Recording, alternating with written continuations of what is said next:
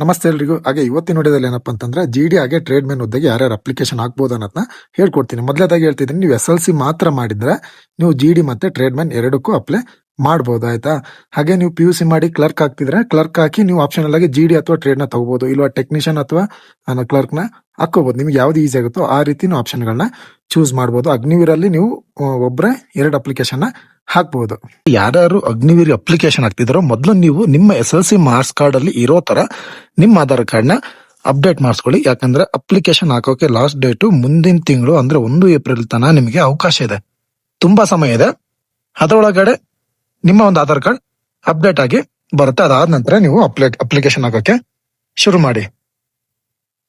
ಬನ್ನಿ, ನಾನು ಈಗ ಜಿಡಿ ಮತ್ತೆ ಟ್ರೇಡ್ ಮ್ಯಾನ್ ಹುದ್ದೆಗೆ ಏನೇನು ಅರ್ಹತೆ ಬೇಕು, ಏನೇನು ಹೈಟ್ ಬೇಕು, ಹಾಗೆ ಫಿಸಿಕಲ್ ಯಾವ ರೀತಿ ಇರುತ್ತೆ ಈ ವಿಡಿಯೋದಲ್ಲಿ ತಿಳಿಸ್ಕೊಡ್ತೀನಿ. ನಾನು ಬೆಳಗಾವಿ ಇರೋದು ನೋಟಿಫಿಕೇಶನ್ ನ ತಗೊಂಡಿದ್ದೀನಿ.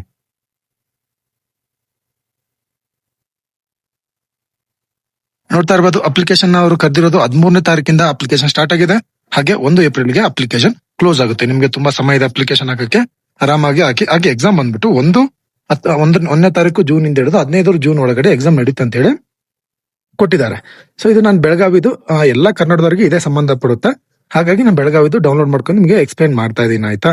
ಇದಾದ ನಂತರ ಮೊದಲನೇದಾಗಿ ಅಗ್ನಿವೀರ್ ಜಿಡಿಗೆ ಏನೇನ್ ಎಜುಕೇಶನ್ ಕ್ವಾಲಿಫಿಕೇಶನ್ ಬೇಕನ್ನೋದು ತಿಳಿಸ್ಕೊಡ್ತೀನಿ. ನೀವು SLC ಮಾಡಿರ್ಬೇಕು, ಹಾಗೆ ಟೋಟಲ್ ಆಗಿ ನೀವು 45% ಅಗ್ರಿಗೇಟ್ ಅಲ್ಲಿ ಪಾಸ್ ಆಗಿರ್ಬೇಕು. ನೀವು ಥಿಯರಿ ಇಂಟರ್ನಲ್ ಅಂತ ತಲೆ ಕೆಡ್ಸೋಣಕ್ ಹೋಗ್ಬೇಡಿ, ಟೋಟಲ್ ಆಗಿದ್ರೆ ಸಾಕು. ಆಮೇಲೆ 33 ಇದು ಇಂಟರ್ನಲ್ ಸೇರ್ಬಿಟ್ಟಿನ 33 ನೀವು ಅಂಕಗಳನ್ನ ಪ್ರತಿ ಸಬ್ಜೆಕ್ಟ್ ಅಲ್ಲೂ ಪಡೆದಿರ್ಬೇಕು. ಆಯ್ತಾ? ಅದಾದ್ಮೇಲೆ ಏಜ್ ನೋಡ್ತಿರ್ಬೋದು, 17 ವರ್ಷದಿಂದ 22 ವರ್ಷ ಕೇಳಿದ್ದಾರೆ. ಇದಾದ ನಂತರ ಟ್ರೇಡ್ ಮೆನ್ ತೋರಿಸ್ತೀನಿ ನೋಡಿ. ಟ್ರೇಡ್ ಮೆನ್ ಕೂಡ ಸೇಮ್ ಇರುತ್ತೆ. ನೀವು 10th ಪಾಸ್ ಆಗಿರ್ಬೇಕು. ಮಿನಿಮಮ್ ಪರ್ಸೆಂಟೇಜ್ ಏನ್ ಬೇಕಿಲ್ಲ, ಬಟ್ ಪ್ರತಿ ಒಂದು ಸಬ್ಜೆಕ್ಟ್ ನಲ್ಲೂ 33 ಅಂಕಗಳಿಂದ ಹೆಚ್ಚಿಗೆ ಅಂಕಗಳನ್ನ ಪಡೆದಿರಬೇಕು. ಇದಕ್ಕೂ ಸೇಮ್ ಏಜ್ 17 ವರಿಂದ 22. ಹಾಗೆ ಯಾರ್ಯಾರು 8ನೇ ಕ್ಲಾಸ್ ಪಾಸ್ ಆಗಿರ್ತಾರೋ ನೀವು ಕೂಡ ಕೆಲವೊಂದು ಟ್ರೇಡ್ಗೆ ಅಪ್ಲಿಕೇಶನ್ ಹಾಕ್ಬೋದು. ಅದು ಕೂಡ ಅಷ್ಟೇ 17 ವರಿಂದ 22 ವರ್ಷದೊಳಗಡೆ ಇರ್ಬೇಕಾಗುತ್ತೆ. ಸೊ ಇದಾದ ನಂತರ ನಾವು ನೋಡೋಣ. ಇಲ್ಲಿ ನೋಡಿ, ಯಾರ್ಯಾರು ಹಾಕ್ಬೋದು ಅಪ್ಲಿಕೇಶನ್ ಅನ್ನೋದನ್ನ ತಿಳಿಸ್ಕೊಡ್ತೀನಿ. 1 ಜುಲೈ 2005ರಿಂದ ಹಿಡಿದು 1 ಜುಲೈ 2009 ಒಳಗಡೆ ಯಾರು ಈ ಒಂದು ಅಪ್ಲಿಕೇಶನ್ ನ ಹಾಕ್ಬೋದು. ನೋಡಿ, ಅಗ್ನಿವೀರ್ ಜಿಡಿ ಹೈಟ್ ಬಂದ್ಬಿಟ್ಟು 166 ಸೆಂಟಿಮೀಟರ್ ಇರಬೇಕು. ನಿಮ್ಮ ಒಂದು ಚೆಸ್ಟ್ ಬಂದ್ಬಿಟ್ಟು 77 ಸೆಂಟಿಮೀಟರ್ ಇರಬೇಕು. ಹಾಗೆ ನೀವು ಎಕ್ಸ್ಪೆನ್ಷನ್ ಮಾಡ್ದಾಗೆ 5 ಸೆಂಟಿಮೀಟರ್ ನಿಮ್ಮ ಒಂದು ಏದನ್ನ ಉಸ್ಬೇಕಾಗುತ್ತೆ. ಸೊ ಅದೇ ರೀತಿ ಟ್ರೇಡ್ ಮೆನ್ ಕೂಡ ಅಷ್ಟೇ ಸೇಮ್ ಇರುತ್ತೆ, ಯಾವುದೇ ರೀತಿಯಾದಂತ ಬದಲಾವಣೆ ಇರೋಲ್ಲ. ಇದಾದ ನಂತರ ನಿಮಗೆ ಫಿಸಿಕಲ್ ಸ್ಟ್ಯಾಂಡರ್ಡ್ ಏನೇನ್ ಇರುತ್ತೆ ಅನ್ನೋದನ್ನ, ಇದು ರಿಲ್ಯಾಕ್ಸೇಷನ್ ಯಾರ್ಯಾರಿಗೆ ಇರುತ್ತೆ ಅನ್ನೋದು ತಿಳಿಸ್ಕೊಡ್ತೀನಿ. ನೀವೇನಾದ್ರೂ ಸ್ಪೋರ್ಟ್ಸ್ ಮ್ಯಾನ್, ಇಲ್ಲಿ ನೋಡಿ, ಡಿಸ್ಟ್ರಿಕ್ಟ್, ಕಾಲೇಜ್ ಲೆವೆಲ್ ಹಾಗೆ ಯೂನಿವರ್ಸಿಟಿ ಈ ಲೆವೆಲ್ ಅಲ್ಲಿ ನೀವೇನಾದ್ರೂ ಆಡಿದ್ರೆ, ನಿಮ್ ಹತ್ರ ಸರ್ಟಿಫಿಕೇಟ್ ಇದ್ರೆ, ನಿಮಗೆ 2 ಇಂಚ್ ಹೈಟ್ ಕಡಿಮೆ ಇದ್ರು ಕೂಡ ನೀವು ಅಪ್ಲಿಕೇಶನ್ ನ ಹಾಕ್ಬೋದು. ಅಂದ್ರೆ ನೀವು 164 ಇದ್ರು ಕೂಡ ನೀವು ಸೆಲೆಕ್ಷನ್ ಆಗ್ತೀರಾ. ಚೆಸ್ಟ್ ಅಲ್ಲಿ ಕೂಡ 3 ಸೆಂಟಿಮೀಟರ್ ಇದೆ. ಹಾಗೆ ವೇಟ್ ಅಲ್ಲಿ ಕೂಡ 5 kg ಕಡಿಮೆ ಇದ್ರು ಕೂಡ ನೀವು ಸೆಲೆಕ್ಷನ್ ಆಗ್ತೀರಾ. ಹಾಗೆ ನಿಮಗೆ ಬೋನಸ್ ಮಾರ್ಕ್ಸ್ ಯಾವ್ಯಾವ ಒಂದು ಸರ್ಟಿಫಿಕೇಟ್ ಮೇಲೆ ತಿಳಿಸ್ತೀವಿ ನೋಡಿ. ಮೊದಲದಾಗಿ ನೀವು ಯಾರಾದ್ರೂ ಆರ್ಮಿದವ್ರ ಮಕ್ಕಳಾಗಿದ್ರೆ, ಸೊ ನಿಮಗೆ 20 ಮಾರ್ಕ್ಸ್ ಸಿಗುತ್ತೆ ಜಿಡಿ ಮತ್ತೆ ಟ್ರೇಡ್ ಮ್ಯಾನ್ ಗೆ. ಹಾಗೆ ನಿಮ್ಮ ಅಪ್ಪರು ಎಕ್ಸ್ ಸರ್ವಿಸ್ ಮ್ಯಾನ್ ಅಂದ್ರೆ ರಿಟೈರ್ಡ್ ಆಗಿದ್ರು ಕೂಡ ನಿಮಗೆ 20 ಮಾರ್ಕ್ಸ್ ಸಿಗುತ್ತೆ. ಇದು ಇಂಡಿಯನ್ ಆರ್ಮಿನಲ್ಲಿ ಕೆಲಸ ಮಾಡ್ತಿರೋರು ಮಾತ್ರ, ಬೇರೆ ಅವ್ರಿಗೆ ಬರೋಲ್ಲ. ಇದಾದ ನಂತರ ಸ್ಪೋರ್ಟ್ಸ್ ಮ್ಯಾನ್ ನೋಡ್ತಾ ಇರ್ಬೋದು. ನೀವೇನಾದ್ರೂ ಇಂಟರ್ನ್ಯಾಷನಲ್ ಲೆವೆಲ್ ಹೋಗಿದ್ರೆ 20 ಮಾರ್ಕ್ಸ್ ಸಿಗುತ್ತೆ ಜಿಡಿ ಮತ್ತೆ ಟ್ರೇಡ್ ಗೆ. ಹಾಗೆ ನೀವು ಸ್ಟೇಟ್ ಲೆವೆಲ್ ಆರೆಂಜ್ ಗಾಡಿದ್ರೆ 15 ಇದೆ. ಹಾಗೆ ಯೂನಿವರ್ಸಿಟಿ, ಕಾಲೇಜ್ ಲೆವೆಲ್ ಅಲ್ಲಿ ಏನಾದ್ರೆ ನಿಮ್ಗೆ 10 ಮಾರ್ಕ್ಸ್ ಸಿಗುತ್ತೆ. ಹಾಗೆ ನೀವೇನಾದ್ರೂ ನ್ಯಾಷನಲ್ ಯಾವ್ದಾದ್ರು ಗೇಮ್ ಗಳಲ್ಲಿ ಅಟೆಂಡ್ ಮಾಡಿದ್ರು ಕೂಡ ನಿಮಗೆ 10 ಮಾರ್ಕ್ಸ್ ಸಿಗುತ್ತೆ. ಸೊ ಡಿಸ್ಟ್ರಿಕ್ಟ್ ಲೆವೆಲ್ ಎಲ್ಲ ಮೆಡಲ್ ತಗೊಂಡಿದ್ರೆ ನಿಮಗೆ 5 ಮಾರ್ಕ್ಸ್ ಸಿಗುತ್ತೆ. ನೀವು ಸ್ಕೂಲಲ್ಲಿ ಕೂಡ ಆಲ್ ಇಂಡಿಯಾ ಅದ್ರಲ್ಲಿ ಮೆಡಲ್ ತಗೊಂಡ್ರೆ ನಿಮ್ಗೆ 5 ಮಾರ್ಕ್ಸ್ ಕೂಡ ಸಿಗುತ್ತೆ. ಇದಾದ ನಂತರ NCC ಬಗ್ಗೆ ನೋಡೋಣ. ಒಂದು ನ್ಯೂಸ್ ಬಂದಿತ್ತು, NCC ಹುಡುಗರಿಗೆ ವಿತೌಟ್ ಎಕ್ಸಾಮ್ ತಗೊಂತೀವಂತ. ಬಟ್ ಅದು ಏನಾಯ್ತು ಗೊತ್ತಿಲ್ಲ. ಈಗ ಅವರು ವಾಪಸ್ ಎಕ್ಸಾಮ್ ಬರೀಲೇಬೇಕಾಗಿದೆ. ಸೊ NCC ABC ಇದ್ದವ್ರಿಗೆ ನೋಡ್ತಾ ಇರ್ಬೋದು, 5, 10, 20 ಮಾರ್ಕ್ಸ್ ಗಳು ನಿಮ್ಗೆ ಸಿಗುತ್ತೆ. ನೀವೇನಾದ್ರೂ RD ಮಾಡಿದ್ರೆ 25 ಮಾರ್ಕ್ಸ್ ಇದ್ರೊಳಗಡೆ ನಿಮ್ಗೆ ಸಿಗುತ್ತೆ. ಸೊ ಇದಾದ ನಂತರ ನೆಕ್ಸ್ಟ್ ಪಾಯಿಂಟ್ ಏನಪ್ಪಾ ಅಂತಂದ್ರೆ, ನಿಮಗೆಲ್ಲ ಗೊತ್ತಿದೆ ಸ್ಯಾಲ್ರಿ ಇದು ಅಗ್ನಿವೀರ್ ಬೇಸಿಸ್ ಇರುತ್ತೆ. 30 ಡೇಸ್ ರಜಾ ಇರುತ್ತೆ. ಹಾಗೆ ಸಂಬಳ ಬಂದ್ಬಿಟ್ಟು 30,000, 33, 36, 40 ವರ್ಷಕ್ಕೆ ಈ ತರ ಹೆಚ್ಚಿಗೆ ಆಗುತ್ತಾ ಹೋಗುತ್ತೆ. ಇದಾದ ನಂತರ ನಿಮ್ಮ ಒಂದು ಸೆಲೆಕ್ಷನ್ ಒಂದು ಸೀಕ್ವೆನ್ಸ್ ಯಾವ ರೀತಿ ಸೆಲೆಕ್ಷನ್ ನಡೀತು ಅನ್ನೋದು ನೋಡೋಣ. ಮೊದಲೇದಾಗಿ ನೀವು ಅಪ್ಲೈ ಮಾಡಬೇಕು. ಜಾಯಿನ್ ಇಂಡಿಯಾ ವೆಬ್ಸೈಟ್ ಅಲ್ಲಿ ಹೋಗಿ ನೀವು ಅಪ್ಲಿಕೇಶನ್ ಹಾಕ್ಬೇಕು. ಇದಾದ ನಂತರ ಎಕ್ಸಾಮ್ ಡೇಟ್ ಕೊಟ್ಟಿದ್ರೆ 13ನೇ ತಾರೀಕಿಂದ 1 ಏಪ್ರಿಲ್ ತನಕ ಲಾಸ್ಟ್ ಡೇಟ್ ಇದೆ ಅಂತೇಳಿ ಅದ್ರೊಳಗೆ ಹಾಕಿ. ಎಕ್ಸಾಮಿನೇಷನ್ ಫೀಸ್ ಬಂದ್ಬಿಟ್ಟು 250 ರೂಪಾಯಿ ಇರುತ್ತೆ. ಎಲ್ಲರೂ ಫೋನ್ ಪೇ ಮುಖಾಂತರ ಕೂಡ, UPI ID ಮುಖಾಂತರ ಕೂಡ ಪೇನ ಮಾಡಬಹುದು. ಆಯ್ತಾ? ಇದಾದ ನಂತರ ರಿಕ್ರೂಟ್ಮೆಂಟ್ ಪ್ರೊಸೆಸರ್ ನ ನೋಡೋಣ.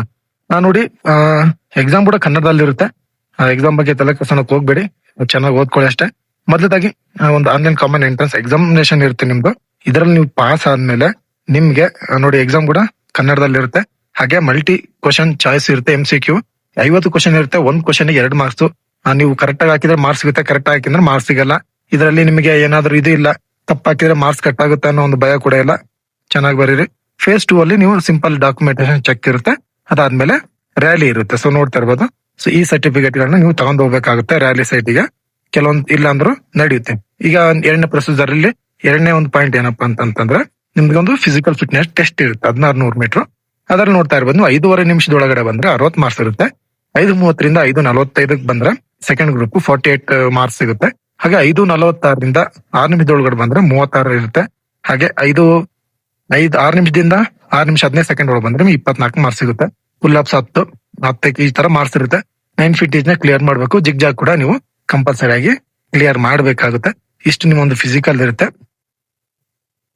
ಹಾಗೆ ಇದರ ಒಂದು ಡಿಸ್ಕ್ಲೇಮರ್ ನೋಡಿದಿರಾ, ಇಲ್ಲೆಲ್ಲ ಕೊಟ್ಟಿರ್ತಾರೆ. ಹೊರಗಡೆ ಬ್ರೋಕರ್ ಎಲ್ಲ ತಲೆ ಕೆಡ್ಸೋಕ್ ಹೋಗ್ಬೇಡಿ, ಆತರ ಎಲ್ಲ ಕೊಟ್ಟಿರ್ತಾರೆ. ಅದ್ರ ಬಗ್ಗೆ ಎಲ್ಲ ತಲೆ ಕೆಡ್ಸೋಕ್ ಹೋಗ್ಬೇಡಿ. ಅವ್ರು ಇನ್ನೊಂದು ಸೂಚನೆ ಕೂಡ ಕೊಟ್ಟಿರ್ತಾರೆ. ಆ ರೋಡ್ ಮತ್ತೆ ಗ್ರೌಂಡ್ ತೊಂದರೆ ಇರೋದ್ರಿಂದ ನೀವು ರನ್ನಿಂಗ್ ಶೂನ ಹಾಕೊಂಡು ಪ್ರಾಕ್ಟೀಸ್ ಮಾಡ್ರಿ ಅಂತ ಹೇಳಿ ಪ್ರಾಕ್ಟೀಸ್ ಮಾಡುವಾಗ ಹುಡುಗರೆಲ್ಲ ಕರೆಕ್ಟ್ ಮಾಡ್ತಿರ್ತಾರೆ. ಸೊ ಇದು ಹೈಟ್ ಚಾರ್ಟ್ ನೋಡ್ತಾ ಇರ್ಬೋದು. ಹಾಗೆ ಕರ್ನಾಟಕದಲ್ಲಿ ಒಂದು 5 ಎಕ್ಸಾಮಿನೇಷನ್ ಸೆಂಟರ್ಗಳಿದೆ. 5 ಅಲ್ಲ, ಎಷ್ಟಿದೆ? 3, 4, 5, 6, 7, 8 ಎಕ್ಸಾಮ್ ನೋಡ್ತಾ ಇರ್ಬೋದು ಸೆಂಟರ್ಗಳಿದೆ. ನೀವು ಯಾವ್ದು ಹತ್ರ ಆಗುತ್ತೋ ಅವನ್ನ ಆಪ್ಷನಲ್ ಆಗಿ ಮೊದಲಿಗೆ ಹಾಕೊಳ್ಳಿ. ಸೊ ಇಷ್ಟು ಈ ಒಂದು ಹುದ್ದೆ ಮಾಹಿತಿ ಆಗಿರುತ್ತೆ. ನೋಡ್ತಾ ಇರ್ಬೋದು. SLC ನೀವು ಈ ಒಂದು ಯೂನಿವರ್ಸಿಟಿಗಳಿಂದ ಪಾಸ್ ಆಗಿರ್ಬೇಕು. Karnataka state education board. So almost ನಾವೆಲ್ಲ ಕರ್ನಾಟಕ ಸ್ಟೇಟ್ KSSEB ಈ ಬೋರ್ಡ್ ಇಂದ ಆಗಿರ್ತಾರೆ. ಕೆಲವೊಬ್ರು ಫೇಕ್ ಸರ್ಟಿಫಿಕೇಟ್ ಹೇಳೋದು ನಡೆಯಲ್ಲ. ಇನ್ನು ಉಳ್ಕಿದ ಈ ಸರ್ಟಿಫಿಕೇಟ್ ಗಳು ಇದ್ರೆ ಸೊ ನಡೆಯುತ್ತೆ. ಸೊ ಇಷ್ಟು ಈ ಹುದ್ದೆ ಒಂದು ಮಾಹಿತಿ ಆಗಿರುತ್ತೆ. ಸೊ ಮುಂದಿನ ವಿಡಿಯೋದಲ್ಲಿ ಕ್ಲರ್ಕ್ ಬಗ್ಗೆ ನಾನು ವಿಡಿಯೋ ಮಾಡಿ ಹಾಕ್ತೀನಿ. ಸೊ ತಪ್ಪದೆ ಅದನ್ನ ನೋಡಿ. ಹಾಗೆ ಟೆಲಿಗ್ರಾಮ್ ಚಾನಲ್ ಅಲ್ಲಿ ಬೇಕಾದ PDF ಎಲ್ಲ ಸಿಗುತ್ತೆ. ಡಿಸ್ಕ್ರಿಪ್ಷನ್ ಹೋಗಿ ಚೆಕ್ ಮಾಡ್ಕೊಳ್ಳಿ. ಜೈ ಹಿಂದ್.